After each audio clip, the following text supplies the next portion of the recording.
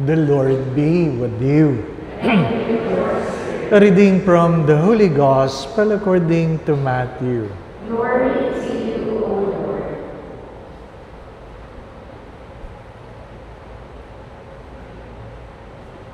At that time, Jesus walked by the Sea of Galilee, went up on the mountain, and sat down there.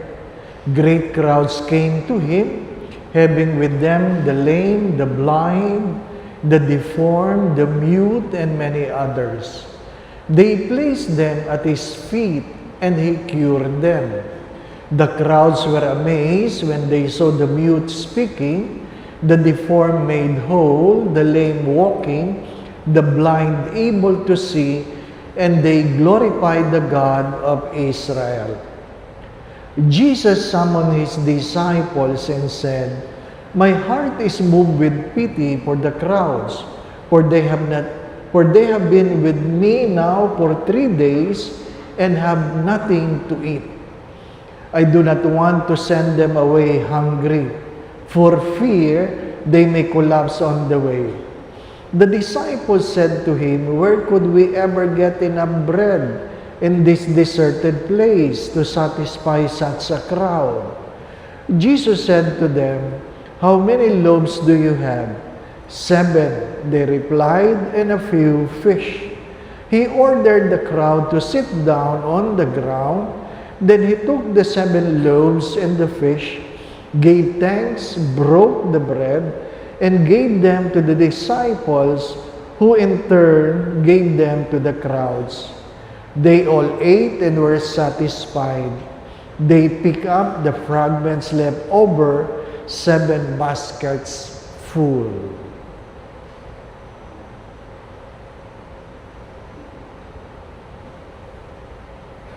Brothers and sisters, the Gospel of the Lord. Praise you, Lord Jesus Christ.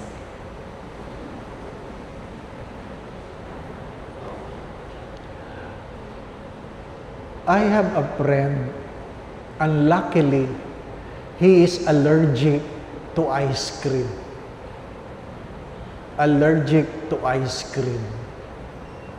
And every time we go out,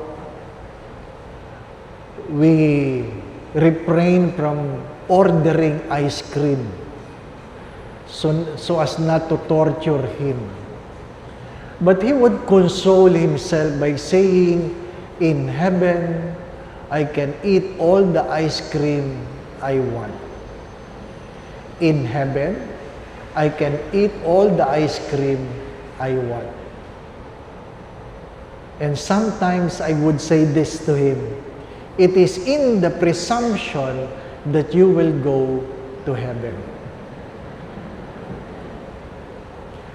The responsorial psalm said, "I shall live in the house of the Lord all the days of my life." My dear friends, my brothers and sisters, the first reading would even remind us that there are only 2 things we will do in heaven. Number 1, to worship God, and number 2 is to eat. Yun lang ang gagawin natin. Magdadasal at kakain. Hindi ka mag-aalala sa blood sugar, hindi ka mag-aalala sa hypertension, kakainin mo lahat. Pwede. Ano po? O pagkatapos mong kumain, magdadasal na, dasal na naman. Di po ba, no? Yun lang ang gagawin. Kung makakarating ka ng langit. Huwag niyong kakalimutan yung kung na yun. Ano po? Kung. Pero kung maimpyerno ka, wala kang kakainin. Ano po? Magugutom ka. Di ba? Ano sabi ng mga santo? Find all the reasons that will help you strive to go to heaven. Gaano man kababaw ang iyong dahilan, hari nawa makarating ka sa langit. Di po ba? Dahil hindi naman tayo habang panahon dito. Hindi tayo habang panahon. Kahit gaano kaganda ang simbahang ito, darating ang araw, masisira ito. Di po ba? Kung sino man ang nag-donate niyan, makakalimutan. Hindi kayo habang panahong nakaupo dyan. Hari nawa. Di po ba, no? Hari nawa. Mahirap namang 200 taon, nakaupo pa kayo dyan. Di po ba, no? Ha? Amoy lupa na kayo, nakaupo pa kayo dyan. Di po ba? Hindi naman habang panahon yung lector and commentator. Hindi habang panahon yung pari dito. Bakit? Lilipas tayo. Nakikiraan lang tayo sa mundong ito. Hindi po ba? Dumating tayong walang dala, aalis tayong walang dadalhin. Hari nawa, makapag-iwan tayo ng magandang ala-ala. Maiksi lang ang buhay. Maiksi lang. At palagi ko yung ipinapaalala. Ano po? Na dalawa lang ang pupuntahan natin. Smoking or non-smoking. Di po ba? Naninigarilyo man kayo sa mundong ito. Alam kong ayaw nyo sa smoking area pagkatapos nito. Ang aking tanong ay, ginagawa nyo ba lahat ng paraan na kayo ay makakarating sa langit? Hindi ko naman sinasabing nagmamadali kayo. Hindi po ba, no? Pero, magandang tanong yon. Ginagawa nyo ba ang paraan na makakarating kayo sa langit? Marami sa atin nangangarap ng langit, pero ang ginagawa sa pang-araw-araw, pang-impyerno. Di ba? Hindi mo makasundo ang sarili mong asawa. Hindi mo makasundo ang sarili mong anak. Kanina may nanay na umiiyak, na tinalikuran ng anak. Anong mangyayari? Hindi ka nagbabayad ng utang mo. Di ba? Sa palagay mo, yung inutangan mo, nagdadasal na ikaw ay makarating sa langit. Hindi. Magkikita kayo sa impyerno. Ano po? Ano ang dahilan na hindi ka makakarating sa langit? Habang may pagkakataon. Habang may pagkakataon. Kailan tayo makikipagkasundo? Di po ba? Bagamat mahalaga sa atin ang kainan. Ang hilig nating mga Pilipino kumain. Ha? Kumain na, mag-uuwi pa. Di po ba? Ano? At ang malungkot na kwento doon, yung mga hindi nagdala, sila pang mag-uuwi. Hindi po ba? Oo, kahit saan. Sabi nung isang nakikinig sa ibang bansa, sabi niya, "Naku, Father, kahit dito sa US, ganyan-ganyan. Nagsya-Sharon." Kawawa naman si Sharon, yun lang ang naaalala sa kanya. Di po ba? Ano? Ha? Ang hilig natin kumain, ang hilig natin magbalot. At kaya nga po, pag tinatanong ninyo, kumusta ang binyagan? Ano sagot? Di masarap ang handa. Kumusta ang kasalan? Hindi umattend sa kasal, sa reception lang. Marami sa atin ang ganon. At para makatipid ang parokya, kanya-kanyang dala. Di po ba? O magdala ka nito, magdala ka nito, magdala ka nito. Para wala nang ambagaan. Di ba? Doblehin mo na lang ang dadalhin mo. Kung 40 kayo, 80 ulam ang meron kayo kasi dinoble ninyo. Di po ba? No? Yun ang inaasahan mo. Ha? Dumating kayo doon. May mga talagang darating na hindi nagdala. Pero nauuna sa lamesa. Walang gagawin kundi titingnan kung ano ang handa. Ay!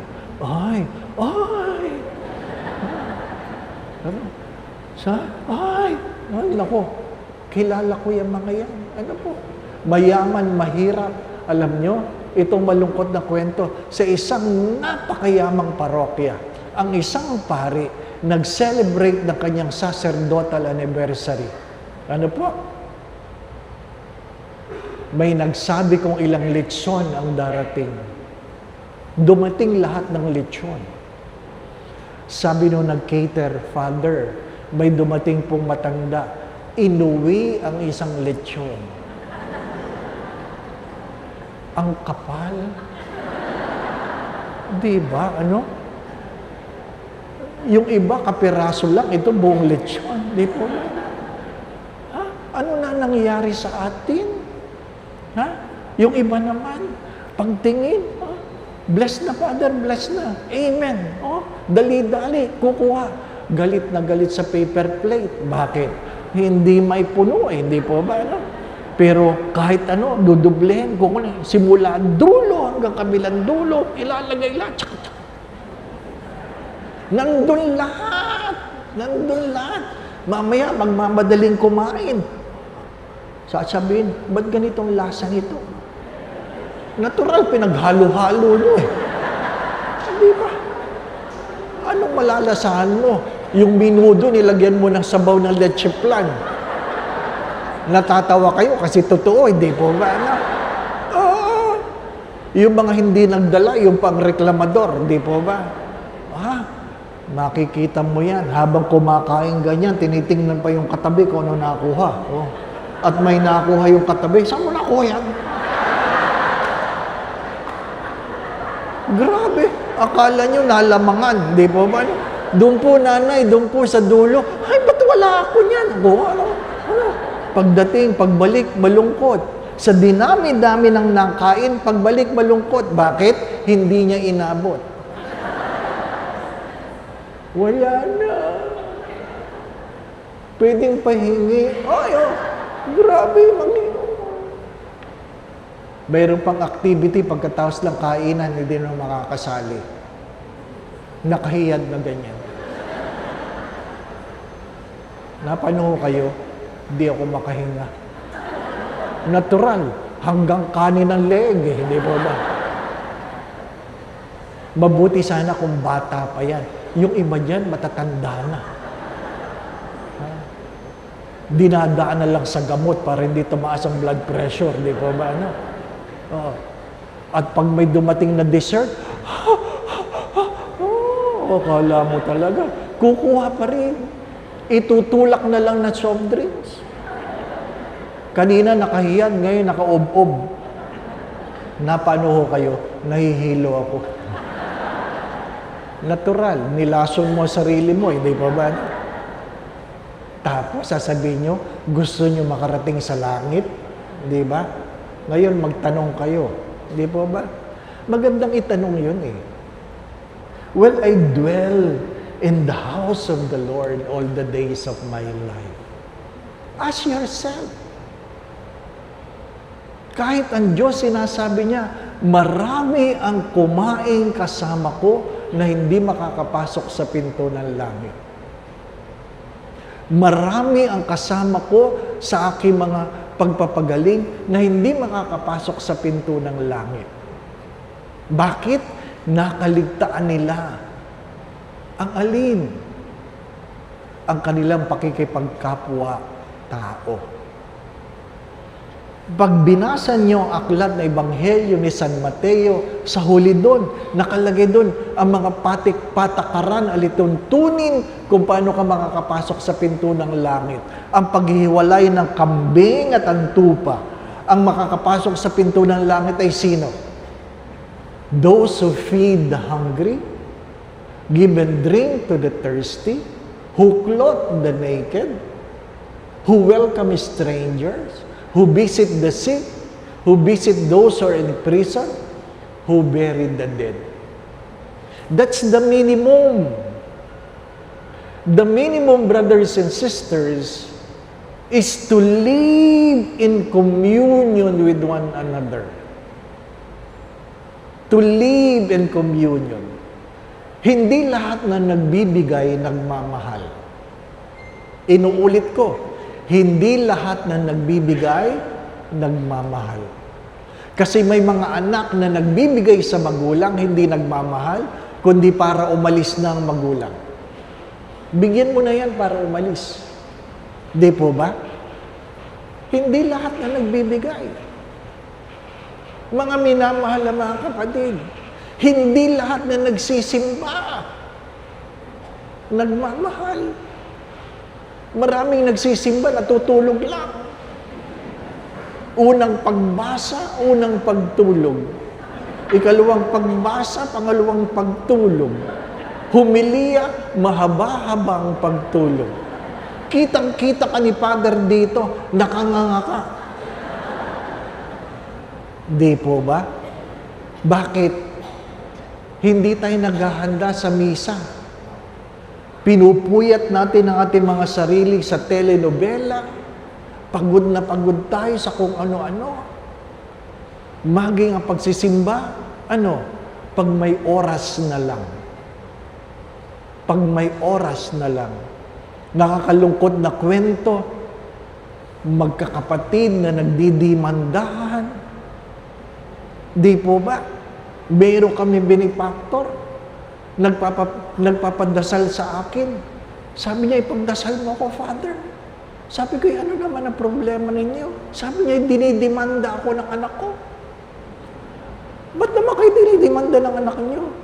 Kasi sabi mo, ipamigay na ang mga ipamamana habang buhay pa. Oh, ano ngayon? Sabi niya, namigay na ako. O ano ngayon? Ayaw ng anak ko yung natanggap niya.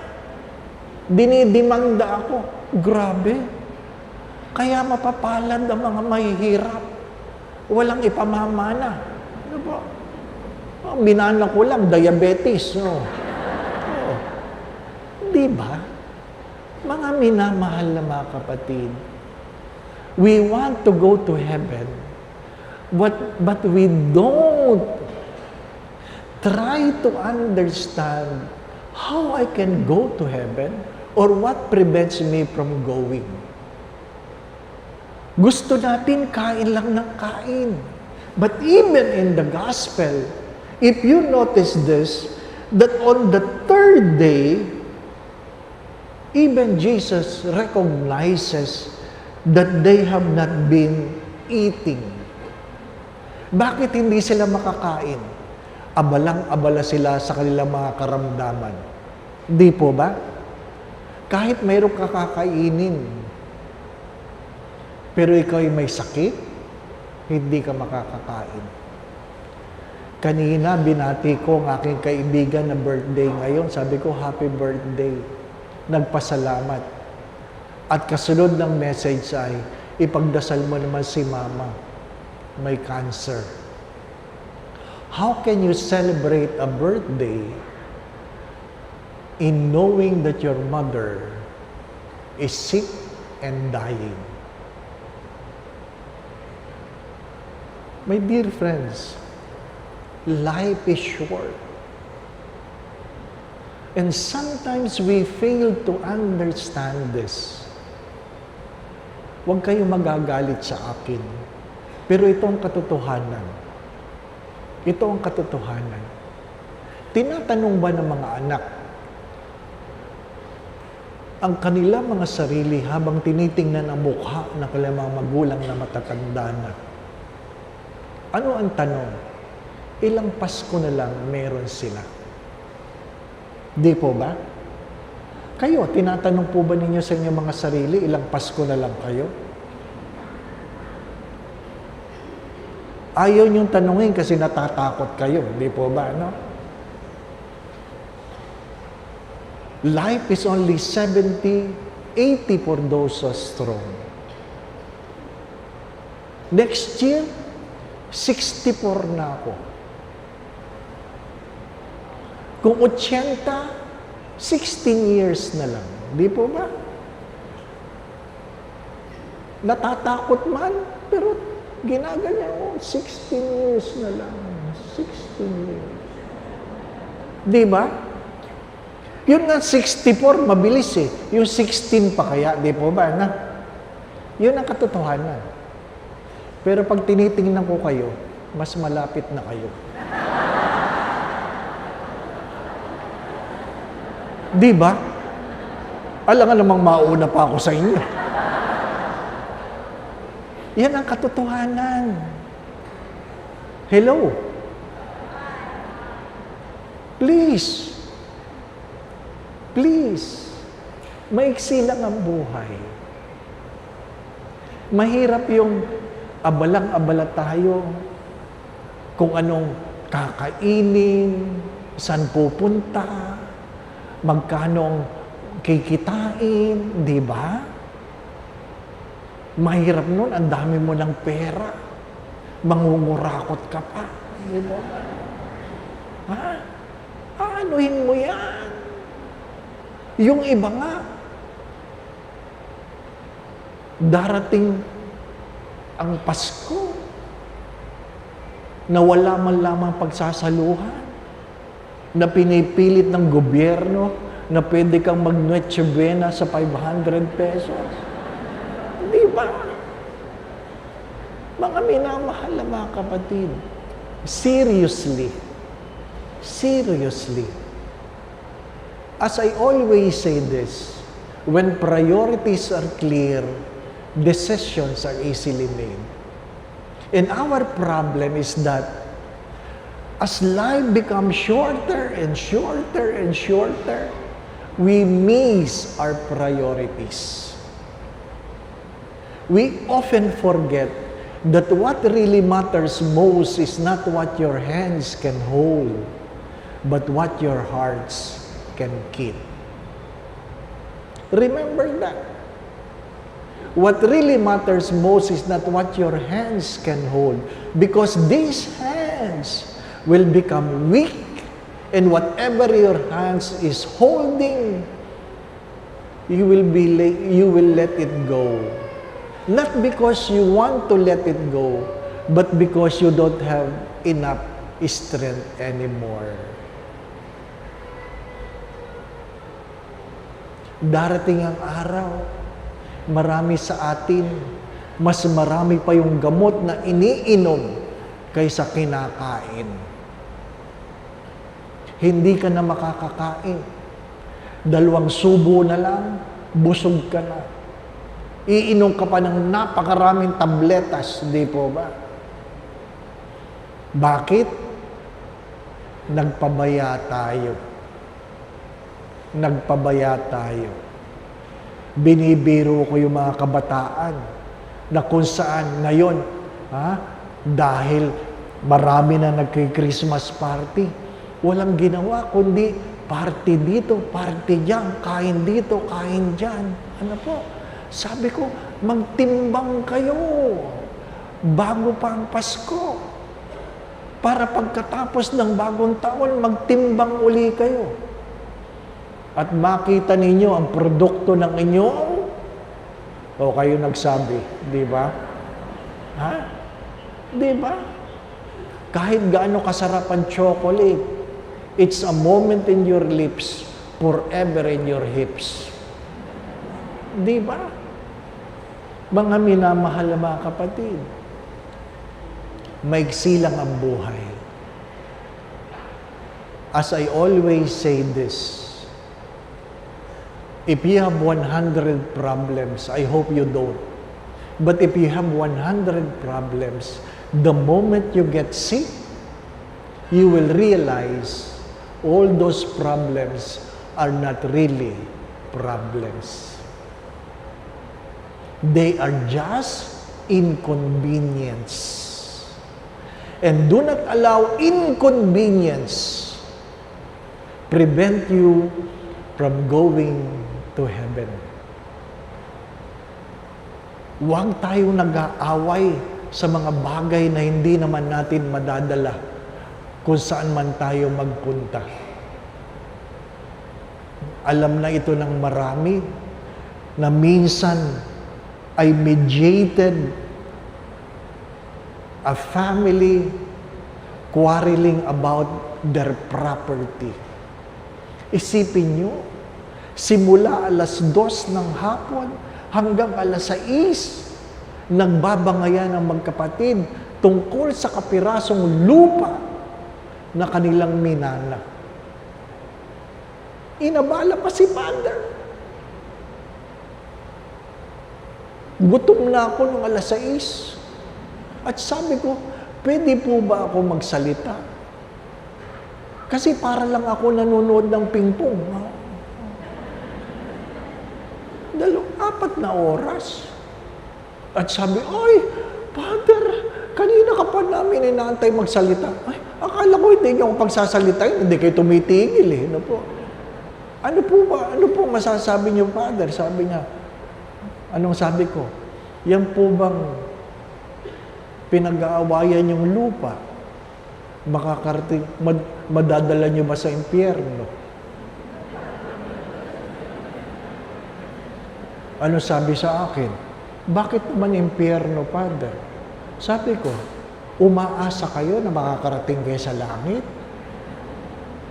Tumahimik sila. Pinaalis akong hindi pinakain. Bakit?